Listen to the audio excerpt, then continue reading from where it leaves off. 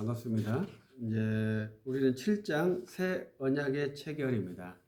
이제 우리 서철원 교수님은 이제 신학에 상당히 증진이 많거든요. 그래서 신학의 새로운 면들을 우리에게 선물해 주었습니다.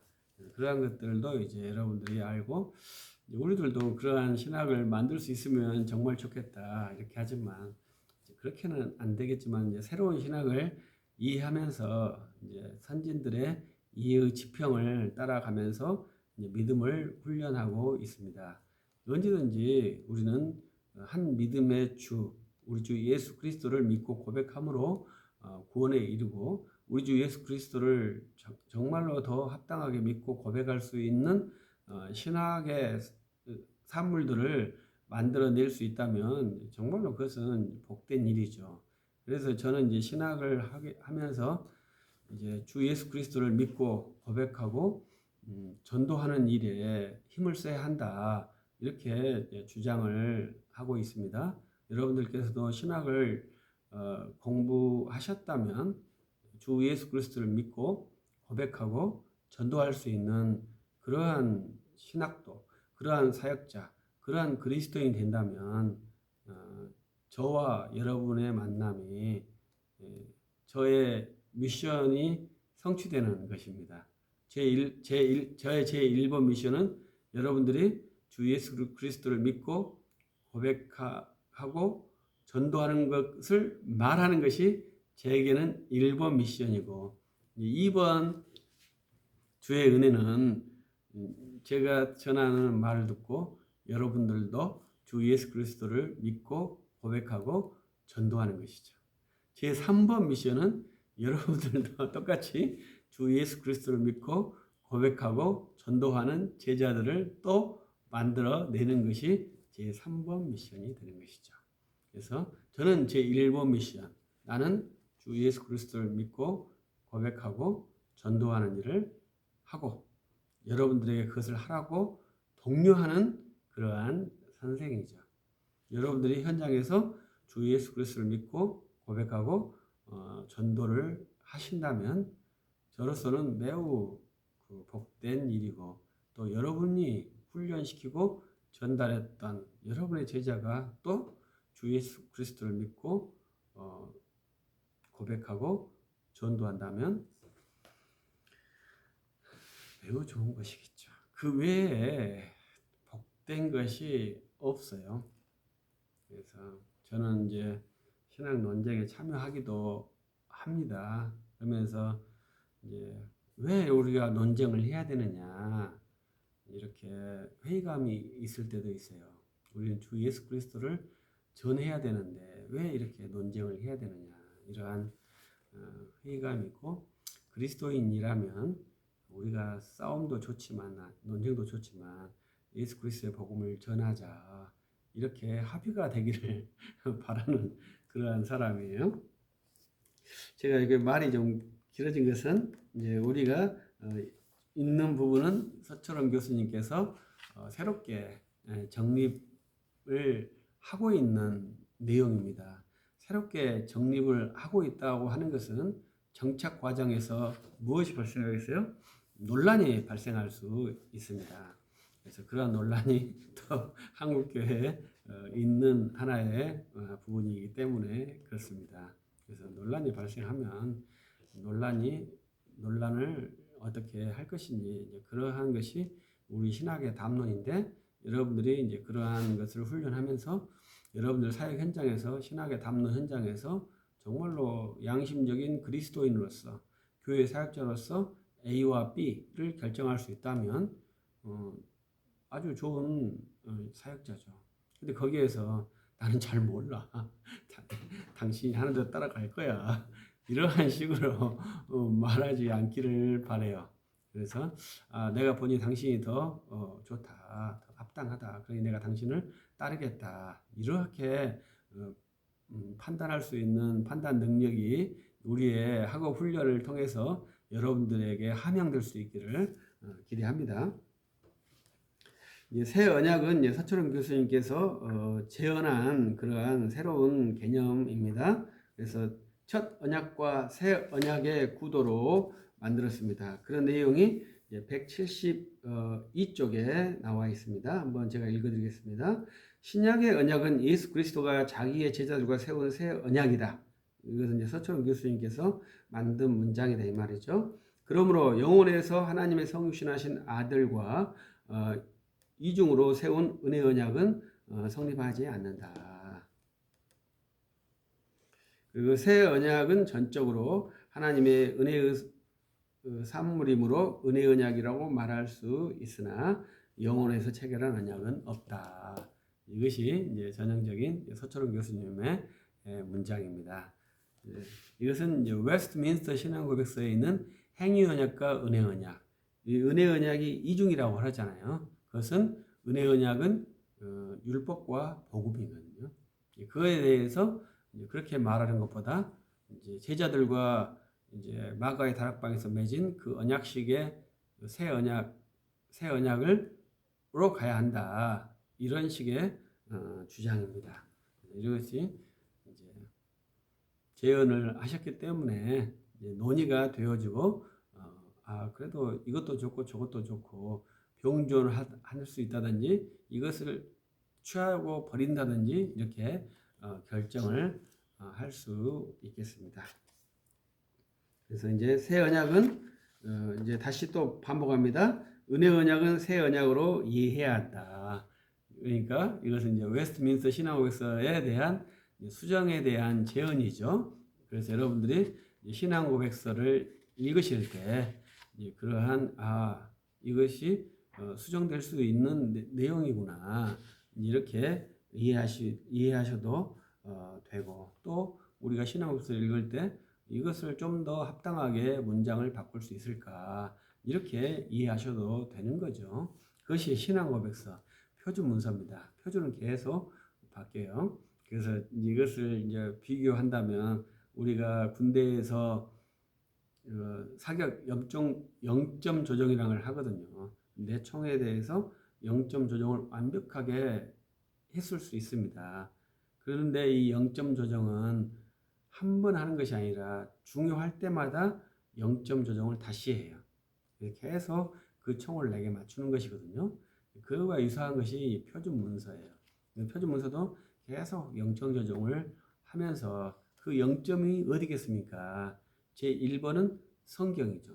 성경과 이 표준 문서가 정확하게 일치하는가 이것을 계속 평가하고 있습니다. 그리고 이 근거를 가지고 뭘 하겠다? 복음을 선포하겠다는 거죠.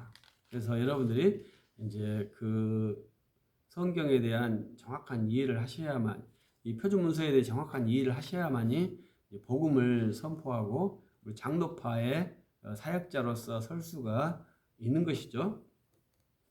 침례교도 성경으로 하고 장로교도 성경으로 하고 차이가 어디 있겠습니까? 0점 조정을 우리는 웨스트민스터 신앙고백서로 한다는 것이죠.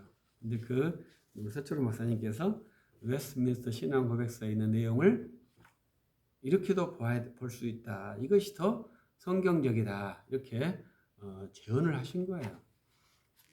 아주 놀라운 신학 업적이거든요. 업적으로는. 그리고 이것을 그냥 책에 쓰신 것이 아니고 세계 신학자들, 개혁파 신학자들에게 프레젠테이션을 하셨어요. 모두 다 이렇게 교류를 한 내용이에요. 그냥 서울에서 그냥 말한 내용이 아니에요. 세계의 학자들 앞에서 발표된 논문이에요. 그렇기 때문에 이 내용은 그냥 쉽게 학자가 던졌다 이렇게 한 내용은 아니기 때문에 이제 이 저자도 이 내용에 대해서 담대하게 은혜 언약을 새 언약으로 이해해야 한다 이렇게 주장을 하고 있는 것입니다. 그리고 새 언약에는 새 인류의 대표와 교회의 사도들이 함께 언약을 체결한 것이죠. 그래서 새 백성은 교회를 통해서 교회에서 형성되는 그러한 구조입니다. 그리고 이 새 언약은 예수의 피로 세우신 거죠. 그래서 사도행전에 저는 그 말씀을 좋아하는데 주 하나님의 피로 세우신 교회라 이렇게 말하죠. 그래서 우리는 피로 우리를 주님이 사셨지만 또 교회도 주님이 피로 세우신 것입니다. 그래서 이 교회는 또 그 언약의 설립자가 보증이 되셔요. 그래서 이 교회는 상당히 이제 놀라운 기관이죠. 그래서 이제 교회론으로 이제 연결되는 부분입니다. 그래서 가끔 이제 교회론 부분에서 제가 이렇게 계속 말하는 것인데 예수님이 중요합니까? 교회가 중요합니까? 이러한 질문에 여러분들은 어떻게 답하겠습니까? 예수님이 중요합니까? 교회가 중요합니까? 그건 바보 같은 질문이죠. 그런 말은 있을 수가 없습니다. 예수님이 중요하면 교회가 중요한 것이고요. 교회가 중요하면 예수님을 믿는 것이죠. 두 개를 분리시키는 것은 안 됩니다. 차등을 두는 것도 안 되죠. 근데 이제 예수님이 세우신 기관이기 때문에 그런 것이죠. 우리는 예수님과 연합되었다고, 이제 우리가 예수님이 우리의 죄를 사하시고 우리가 연합되었다고 하는 것입니다. 이 연합을 깨는 것은 안 되죠. 누가 중요해? 엄마가 좋아, 아빠가 좋아? 이렇게 하는 것은 엄마와 아빠 사이를 이간질하는 질문이죠. 아이가 정체성의 혼돈을 느껴요. 엄마가 좋다고 하면 아빠는 어떻게 하지? 아빠가 좋다고 엄마는 어떻게 하지? 이렇게 혼돈을 느끼는 거예요. 거기에서 아빠가 좋다고 그러면 엄마가 이렇게 눈을 찔겨보고 엄마가 좋다고 하면 아빠가 찔겨보고 아이가 어떻게 대답을 하겠습니까? 그래서 이제 영특한 아이들은 아빠도 좋고 엄마도 좋고 이렇게 대답을 하죠. 그런 아이에게 질문하지 않아야 될 몇 가지 사항 중에 하나가 엄마가 좋아, 아빠가 좋아. 이렇게 엄마 아빠가 물어보면 안 됩니다. 그것을 다른 사람이 물어봐도 안 되지만 부모님이 아이한테 그렇게 물어보는 것도 안 좋죠. 그래서 언약의 설립자이신 예수 그리스도께서 언약의 보증이 되십니다. 우리의 보증, 우리의 구원의 보증이죠. 그래서 이제 한국 교회는 이제 당신 구원 받았습니까? 나는 구원 받았습니다. 구원 받았으니 천국 가겠습니다.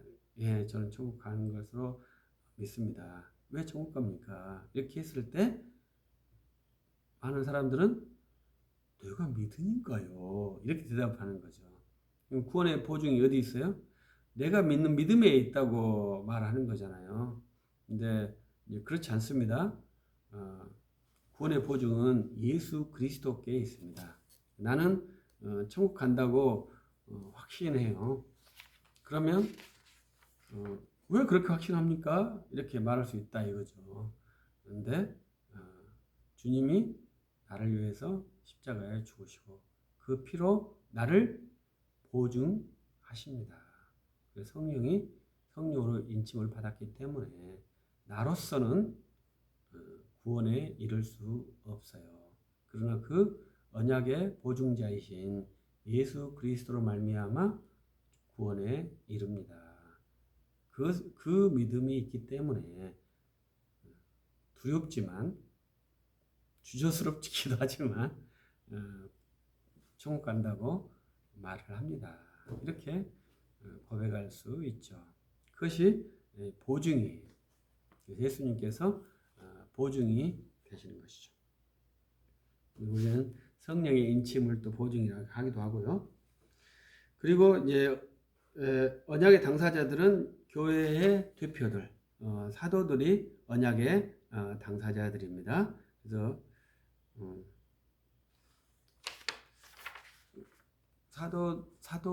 사도들이 이제 우리의 교회의 기둥이죠.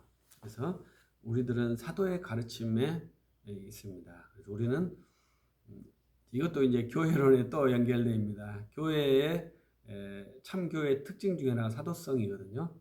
사도성은 사도의 직분의 계속이 아니고 사도의 가르침을 계속하는 겁니다. 사도의 가르침을 한마디로 하면 주 예수 그리스도를 믿으라. 또 사도 바울이 또 했던 것은 주의 이름을 부르는 자는 구원을 받는다. 이런 것이 사도의 가르침이에요.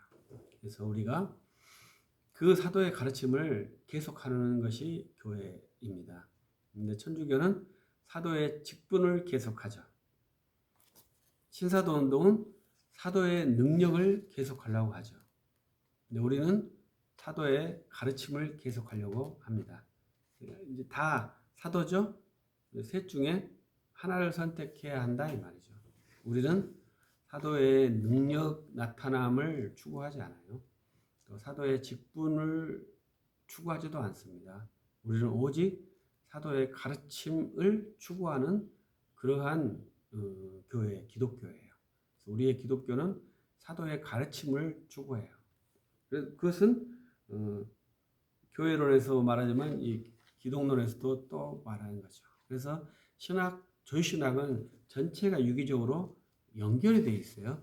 그것을 잘 알아야 이제 설교를 할 수 있습니다. 그래서 조직신학이 복음의 체계구나 이렇게 알 수가 있어요.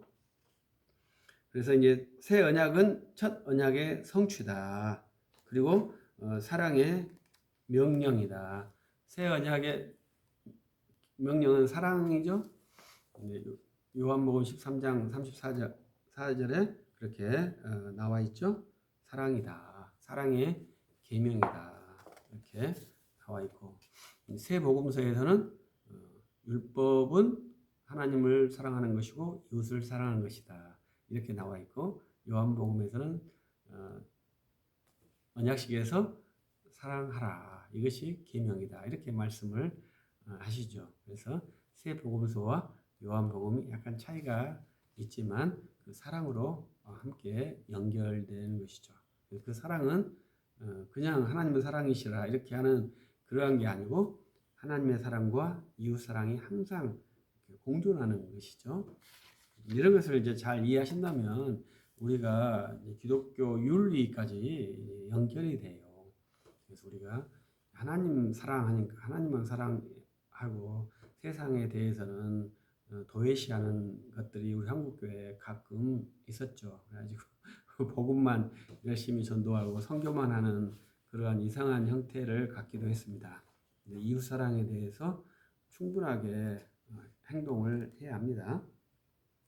그 다음에 이제 성령을 파송하셨다. 새 언약의 형성은 그 새 언약식 거기에서 언약식을 했지만 그때 거기 끝난 게 아니고 주님께서 십자가에 죽으시고 부활하시고 승천하시고 성령을 파송하심으로 새 언약이 형성이 된 거예요.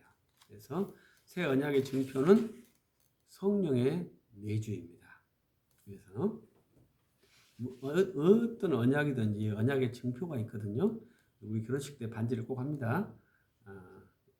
그것은 뭐예요? 증표입니다. 증표. 우리는 결혼식은 반지를 여기다 하기 때문에 보이는 증표죠.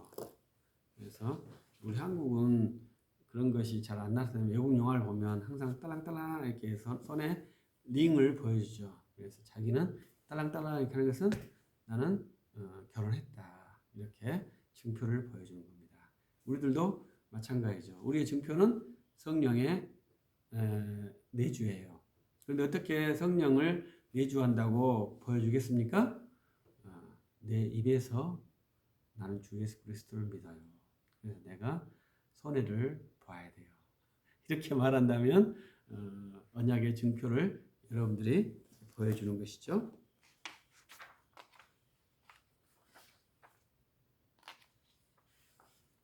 시간이 계속 되었기 때문에 183쪽까지 스킵을 하면서 정리를 하려고 합니다. 그래서 여기에서 은혜 언약을 새 언약으로 바꾸는 것을 말했고 그때 새 언약에서 강조되는 것은 예수님께서 제자들과 언약을 체결하신 내용이 강조되고 거기에서 나타나는 현상들에 대해서 성경대로 잘 제시를 해줬고 그 새 언약의 증표가 성령이시다. 이것을 우리에게 보여주셨죠. 그래서 언약의 증표가 있는데 그 언약의 증표가 지금은 성령이에요. 그래서 우리가 하나님과 언약을 체결한 언약 백성인데 하나님께서 그 증표로 우리에게 성령을 주셨고 우리는 또 그 언약의 증표로 주 하나님께 영광을 돌리고 섬기며 예배하는 것이 또 언약의 증표로라고 할 수 있겠죠. 그래서 그리스도는 우리의 신랑이시고 우리의 교회는 그리스도의 신부로서 합당한 언약 관계에 들어가 있습니다. 이것을 우리의 교제 그리스도 내에서는 새 언약, 첫 언약을 회복하는 새 언약이라고 말씀을 하고 있습니다. 여러분들이 계속 이제 또 똑같은 말씀 계속 훈련하면서 신학 훈련은 성경 읽는 훈련이거든요. 그래서 성경과 신학 어떤 게 더 쉽겠습니까? 신학이 훨씬 더 쉽습니다. 신학을 못하면 성경을 읽지 못한다. 이렇게 이해하시면 돼요. 성경이 더 쉽다고 생각하시는 분들이 있는데 그렇지 않습니다. 이제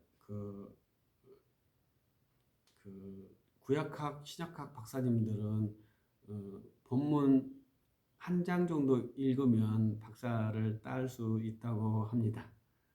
얼마나 어려운. 그래도 그분들은 박사 따고 나고 하시는 말씀이 뭐겠어요? 도저히 알 수 없다. 이렇게 말합니다. 성경이 그렇게 어려운 겁니다. 우리 신학은 역사의 사물이기 때문에 답이 나와 있어요. 가치가. 그 가치를 또 평가하고 재배열하면서 사고 훈련을 하는 것이 이제 우리 조직신학입니다. 그래서 그런 것들이 되어야만이 그 성경을 잘 해석할 수 있습니다. 그래서 계속 반복했던 말, 계속해서 읽으십시오. 계속해서 읽어야 합니다. 이렇게 말씀드리고 싶습니다. 마칩니다.